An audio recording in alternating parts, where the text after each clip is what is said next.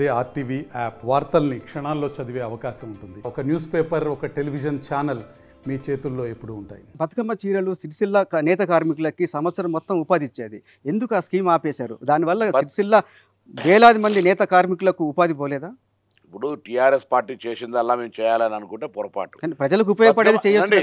బతుకమ్మ చీరల ద్వారా సపోజ్ ఒక 2 కోట్ల మీటర్ల ఉత్పత్తికి సంబంధించి ఆర్డర్ వస్తే ఇలా 2 కోట్ల 10 లక్షల మీటర్ల ఆర్డర్ ఇచ్చే బాధ్యత మాది.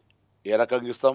ఆర్వీఎం ఇస్తామా, డ్రెస్సింగ్ క్లాత్ ఇస్తామా, టవల్స్ ఇస్తామా, మొత్తానికి వాళ్లకు ఉపాధిగా చేతి నిండా పనిచ్చే బాధ్యత మా ప్రభుత్వం. అందుకు సంబంధించి ఒక బెస్ట్ పాలసీ తీసుకొస్తా ఉన్నాం. ఇప్పటికే జీవో నెంబర్ 1 తీసుకొచ్చి రాష్ట్ర వ్యాప్తంగా చేనేత కార్మికులు ఆదుకునే బాధ్యత మాది. అందులో నేను ఒక గీతన్న అనే ఒక సహృద్భావ సంబంధంలో వాళ్ళ సమస్యలు తెలిసినటువంటి ఎంపీగా ఆ ప్రాంతానికి ప్రాతినిధ్యం వహించిన కాబట్టి అక్కడ ఉండే సమస్యలన్నింటి కూడా చర్చలు చేస్తూ ఉన్నాం.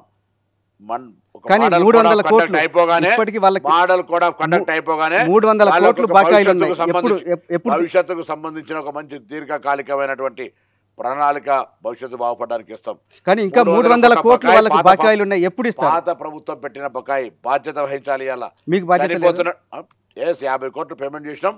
ఈ వారంలో మళ్ళీ 50 చేస్తాం. భవిష్యత్తులో మొత్తంగా క్లియర్ చేయబోతాను. ఎందుకు ఈ పాపం జమగట్టినరు? 10 సంవత్సరాల నుంచి మేము బాగా గొప్పగా వాళ్ళకి చేసినామన్నదే. అడ్వాన్స్ ఇవ్వాల్సిన పరిస్థితుల నుంచి మీరు అప్పులుగా మీ చుట్టూ తిరిగేటువంటి పరిస్థితులు ఎందుకు తీసుకున్నారు? ఎప్పుడు పేమెంట్ మీద బ్యాలెన్స్ ఉంటే రాజకీయ పార్టీగా వీళ్ళంతా నేత కార్మికులు వెంబడి తిరగాలని ఎందుకు పేమెంట్ చేయలే? ముఖ్యమంత్రి గారు కొడుకు ఎందుకు అప్పులు కట్టలే? వాళ్ళకి ఎందుకు పేమెంట్ చేయలేదు మీరు? బండి సంజయ్ అంటున్నాడు, పొన్నం ప్రభాకర్ కేటీఆర్ కుమ్మక్కయ్యారు. నూలుని కొన్ని కంపెనీల దగ్గరే కొనాలని కేటీఆర్ ఒక అక్రమాలకు పాల్పడితే పొన్నం ప్రభాకర్ కాపాడుతున్నాడు, విచారణ జరపట్లేదని బండి సంజయ్ అంటున్నాడు. ఇప్పుడు మంత్రిగా ఉన్నారు. నువ్వు నిన్నటిదాకా ఎంపీ కేంద్రం విచారణ చేయొచ్చు. యార్ under control your central government. Textile is federal సిస్టంలో 2 ఇద్దరు సబ్జెక్టు. నువ్వు ఎందుకు దాని మీద ఎంక్వైరీ చేయవు?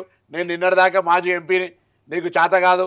నీ ప్రభుత్వం 12% GST చేసి వాళ్ళ జీవితాలను ఖరాబ్ చేసిన ప్రభుత్వం.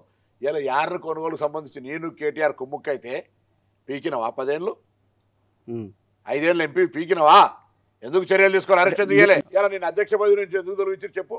తెలంగాణ గౌరవం పోయింది నీతోటి. బ్యాక్వర్డ్ క్లాస్ అనేటువంటి అవమానపడుతున్నావు. కరప్షన్ గతంలో మంగళసూత్రాలు అమ్ముకొని ఎలక్షన్ కొట్లాడినా నువ్వు ఇలా 100,000 కోట్లు ఖర్చు పెడుతున్నావు. 100 కోట్లు పెట్టి రాముని ఫోటోలు పెడుతున్నావు. ఎడికేషన్ బండి సంజయ్ అంటున్నాడు, నేను ప్రజల కోసం జైలుకు పోయినా, ప్రజల కోసం లాఠీ దెబ్బలు తిన్నా. ఇప్పుడున్న కాంగ్రెస్ నాయకుడు కావచ్చు, ఇప్పుడున్న కాంగ్రెస్ అభ్యర్థి అసలు ఎక్కడున్నారో కూడా తెలియదు అని చెప్పి బండి సంజయ్ అంటున్నాడు. ఈయన పుట్టక ముందు నుంచి ఆయన ఉన్నాడు. ఈయన పుట్టక ముందు నుంచి ఉన్నాడు. ఆయనకేం తెలుసు? అంటున్నా, మున్సిపల్ కార్పొరేటర్గా శానిటేషన్ పైసలు ఊడ్చే వాళ్ళ దగ్గర పైసలు తీసుకున్నాడు వ్యక్తికి. ఆయన కూడా మాట్లాడితే ఎవరు? బండి సంజయ్. రమ్మను, ప్రూవ్ చేస్తా. నీకు దమ్ముందా? కరీంనగర్ మున్సిపల్ కార్పొరేషన్ ముందట విచారణ చేయిస్తారేమన్నా? ఇప్పుడు మీరు ప్రభుత్వంలో ఉన్నారు కదా. ఊడిసిన దగ్గర పైసలు తీసుకోవాలనే విచారణ ఏందే? అటువంటి నేచర్ ఉన్నాడు.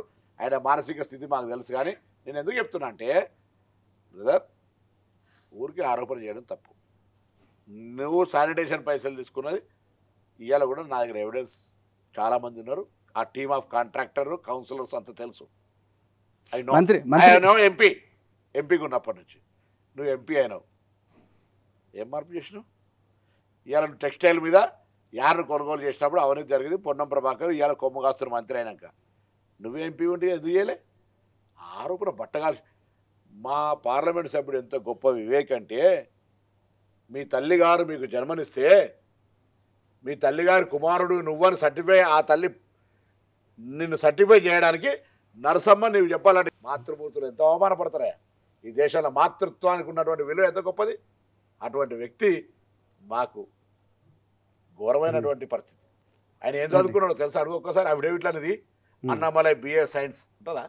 వాళ్ళ ఆయన టీచర్ ఇరిగేషన్ డిపార్ట్మెంట్ ఉంటుందా? ఏం మాట్లాడతారు మీరు?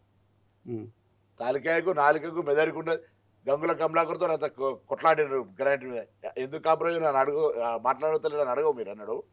అడుగుతున్నారు. మంత్రి పొన్నం ప్రభాకర్కి నోటి దురుసు ఎక్కువగా ఉంది. చాలా మందిని బెదిరిస్తున్నారు అధికారుల్ని. మీ ఫోన్ ఆడియో రికార్డ్స్ కూడా ఉన్నాయి. నేను కూడా కావాలంటే వినిపిస్తా. ఎందుకు అట్లా మీకు అంత ఆవేశం ఎందుకు వస్తుంది? అధికారులు ఎందుకు బెదిరిస్తున్నారు? చూపెట్టండి ఆడియో. ఎంఆర్ఓ గారు, సార్ మొన్నటిదాకా హుజురాబాద్ ఎమ్మెల్యే ఈటెల రాజేందర్ ఉంటే ఎమ్మెల్సీ గవర్నమెంట్ ఉంది కదా అని ఎమ్మెల్సీ కౌశిక్ రెడ్డి ద్వారా పంచిపించారు మీరు. అవును సార్, అవును. ఆయన చెయ్యికి ఒక్కటి పోయినా సార్ పోవద్దని చెప్తున్నాను. ఒక ఆర్డీఓని ఎంఆర్ఓని బెదిరించినట్టుంటే మీరు ఏం చెప్తే దాన్ని పనిష్మెంట్. నేను స్పష్టంగా చెప్పిన మా ప్రభుత్వం అధికారంలో ఉంది, ఆ శాసనసభ్యుడు మా పార్టీ కాదు, మీకు ఎంఆర్ఓగా మీకు గౌరవం ఉంది, యువర్ రెస్పెక్టబుల్ ఎంఆర్ఓ, మీరే పంచండి లేదా స్థానిక ప్రజాప్రతినిధులు తీసుకొని పంచమని చెప్పి ప్రజల చేత ఎన్నికైన ఎమ్మెల్యేకు అభివృద్ధిలో భాగస్వామ్యం ఇవ్వద్దు అని అనటం కరెక్టేనా? ఆ బుద్ధి జ్ఞానం ఉంది కదా. అక్కడనే ఈటల రాజేందర్ శాసనసభ్యుడు ఉండే, ఈయన సదరు ఇప్పుడున్న సరిగ్గా నేను ఇదే చెప్తాను నా మాట. ఇప్పుడున్న సదర్ ఎమ్మెల్యే ఆనాడు ఎమ్మెల్సీ ఈటల రాజేందర్ ఎమ్మెల్యేను కనీసం ఆ పరిసరాలు కూడా రానియకపోతుంది. ఈటల రాజేందర్ కూడా అదే అంటున్నారు. కేసీఆర్ బాటలోనే రేవంత్ రెడ్డి సర్కార్ పయనిస్తోంది. ఎప్పుడైతే ఆడియో గురించి మాట్లాడుతున్నా నేను. ఇప్పుడు ఆడియో ఒక ఎంఆర్ఓ అది కూడా చట్టరీత్యా నేరం. ఒక మంత్రి ఒక ఎంఆర్ఓ మీరు సమర్థించుకుంటారా? ఒక ఎమ్మెల్యేని అభివృద్ధిలో భాగస్వామ్యం కానియద్దు అని మీరు చెప్పడం కరెక్టేనా? అటువంటి ఎమ్మెల్యే ఒక మూర్ఖమైన ఎమ్మెల్యే. ప్రజల చేత ఎన్నుకున్నారు కదా. అరే ప్రజల చేత ఎన్నుకున్నోడికి ముందు గౌరవించేది తెలియదు కదా నీకు. ముందు అంతకుముందు ఈయన ఎమ్మెల్సీ ఉన్నప్పుడు ఈటల రాజేందర్ ఎమ్మెల్యేగా నువ్వు ఏం గౌరవించినావు నువ్వు ఫస్ట్ చెప్పు కదా. చెప్తే మేము కూడా అదే గౌరవిస్తాం. నువ్వు మాకు చెప్తే ఎట్లా నీతి? నేను కూడా కళ్యాణ లక్ష్మి చెక్కులు వంచలే, నీకు ఎందుకు బాధ? నేను అడిగినా నేనేమన్నా ఎంఆర్ఓ రికార్డ్ చేసింది తప్పు పట్టాల్సిన ప్రజాస్వామిక వాదివి, నేను మాట్లాడేది తప్పు పడుతున్నావు, రికార్డ్ చేయొచ్చు అధికారి. ఆయన యాక్షన్ తీసుకున్నారా? తీసుకుంటే దాని తర్వాత జరుగుతుంది కోడ్ ఆఫ్ కండక్ట్ ప్రొసీజర్, అది జరుగుతుంది దానికి. నమస్తే అండి.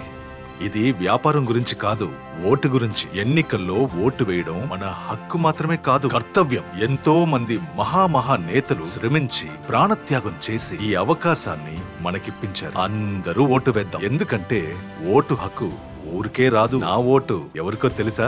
అది సీక్రెట్ అండి.